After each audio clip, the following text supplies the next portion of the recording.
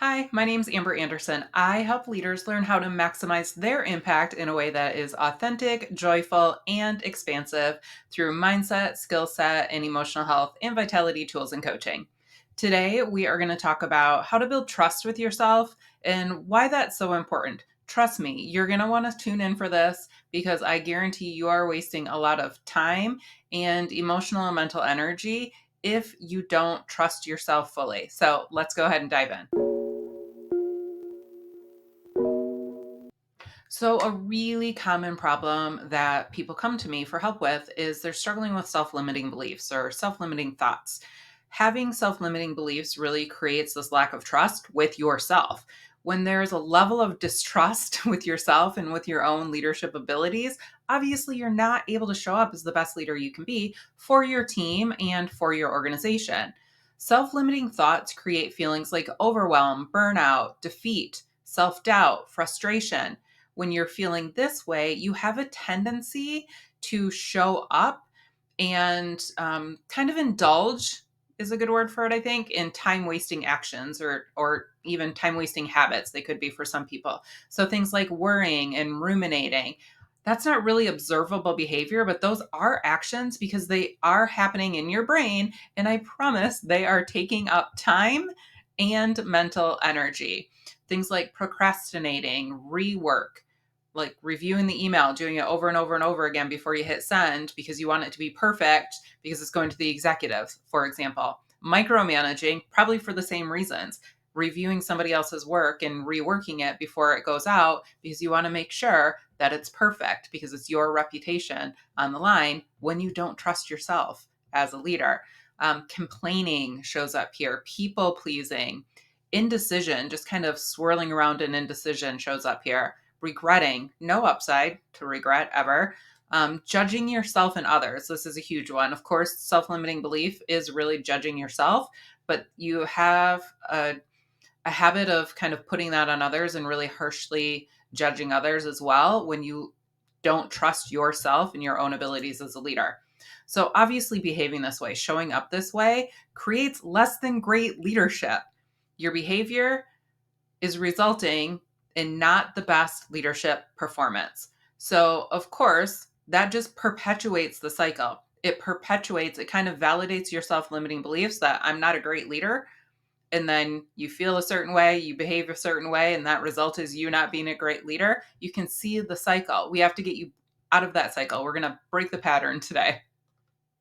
So, staying in that loop, that kind of mental loop of self limiting beliefs, causing you to feel not great, causing you to show up not great, resulting in not great leadership, just further erodes trust. So, we want to break that habit, break that pattern, get you out of it. And the way to do that is to build trust with yourself by making small daily commitments. And most importantly, honoring the commitments you make to yourself. So, a really simple way to do this is just plan ahead of time. So, today, plan, even if it's just one thing on your calendar tomorrow, 1 hour on your calendar tomorrow, plan what you're going to do and when. Maybe it's advancing work on a project, maybe it's completing tasks, maybe it's reviewing proposals or giving feedback that you need to give, something you know that you need to do. Decide what you're going to do, when you're going to do it, put it on your calendar. This is you making a commitment to yourself. Now, tomorrow, honor that commitment. Seems simple enough, right? But every single time you do that, you build trust with yourself because you're like, oh, suddenly I'm a person who makes a plan and honors the commitment to my plan. Maybe I had mentioned rework. Maybe you're one of those folks, myself, I know, because I am one that reads an email, responds, rereads my response, rewrites it, rereads it, rewrites it before I hit send. Oh my gosh, how much time do we waste with stuff like that? So maybe your small daily commitment is tomorrow, every email you open, you're going to read it, review it, respond, glance one more time through, and then hit send. B minus work.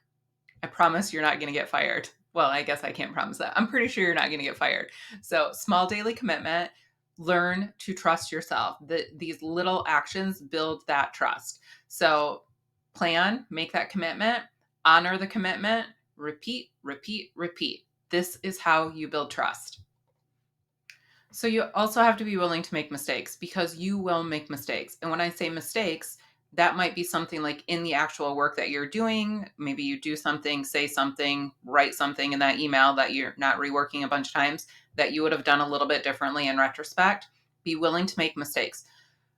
A mistake could also just be not honoring the commitment you made to yourself. So if you have something, you plan something to put on your calendar tomorrow and you procrastinate instead because you fall kind of back into that time wasting habit of procrastination or worrying or ruminating, that's quote unquote a mistake. Be willing to make mistakes, they will happen. So all you need to do is evaluate. And when I say evaluate, it sounds fancier than it is. Literally, when you realize, oh, I kind of didn't honor my commitment, I kind of messed up here, take a few minutes and ask yourself what worked, what didn't work, what will I do differently next time. If you've been in my world at all, you know that this simple evaluation is one of my most favorite tools to share with people. It really does work in getting out of the mental drama about things like this and getting focused on exactly, again, what worked, what didn't, what will you do differently. No drama, move on. Then make sure to soothe your nervous system. Again, if you've been with me for any time, you know that simple, like 3 deep breaths. Inhale for 4 through the nose, exhale for 8 through the mouth. Repeat that a couple times. Just like forgive yourself and then calm down, calm your nervous system, soothe your nervous system.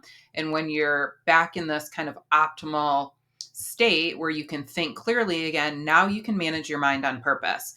So if the thought when you made the mistake is, oh, I knew I couldn't do it, I messed up again, I'm a terrible leader, whatever that like the self-limiting thoughts are that are ruminating and running around in your mind, decide on purpose what do you want to believe instead.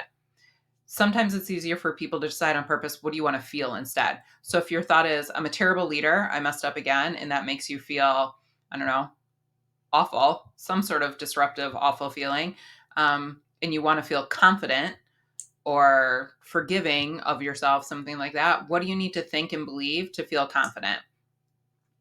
Decide on purpose what you want to think, practice that thought to generate that feeling for yourself. So, again, you will make mistakes, be willing to make mistakes. Evaluate, soothe your nervous system, decide on purpose what you want to think instead. Now, make another commitment. Honor that commitment and repeat over and over and over again. This is how you build trust with yourself. And just in case you're not convinced yet to do this work to build trust with yourself, this is what it will look like in real life as far as results of doing this work. So, when you learn to trust yourself, you no longer need to ask for someone else's opinion to make a decision. So, I talked about being an indecision as a time wasting habit. You'll be able to make a decision and take action on it without checking in with a bunch of people when you trust yourself. When you learn to trust yourself, you no longer waste those 20 minutes reading, writing, rewriting that email before hitting send. Obviously, this one's close to my heart. I literally wasted so many, I don't know, minutes, hours, years off my life doing this kind of thing. When you learn to trust yourself, you're able to say no or not right now. When you know that maybe you have the capability to do something, but you don't have the capacity right now. When you don't trust yourself, you have a tendency to say yes and people please because there's kind of this fierce or scarce mindset happening that you're going to upset somebody, you might lose your job. Like we really catastrophize things. When you learn to trust yourself, you're willing to take risks and make mistakes and be imperfect. When you learn to trust yourself, you're able to have those difficult conversations that maybe you have a tendency to avoid otherwise. And when you learn to trust yourself, you really start to feel calm, at ease in your leadership, and that translates into feeling calm and ease in your life. So not only does your team benefit from you doing this work, your organization benefits from you doing this work, but your family, your partner, your kiddos, your friends, whatever your situation is, this work positively impacts everyone in your life. So truly commit to building trust with yourself. Everything will become better for you in your leadership and life experience when you commit to doing this work. And of course, I would love to help you build trust with yourself. So if you want customized and targeted support to do this work by elevating your skill set, your mindset, your emotional health and vitality through one-on-one coaching, feel free to reach out to me at any time. We'll schedule a call, we'll talk more about it, see if we're a good fit, and take it from there. You can reach me at the email, amber@graceandgreatcoaching.com. You can leave a message below, or you can visit the website and schedule a discovery call through the website, which is graceandgreatcoaching.com. And also, of course, please be sure to subscribe, like, share, comment, all the YouTubey things to make sure other people have an opportunity to see this video as well. Thanks for watching. I will see you next week.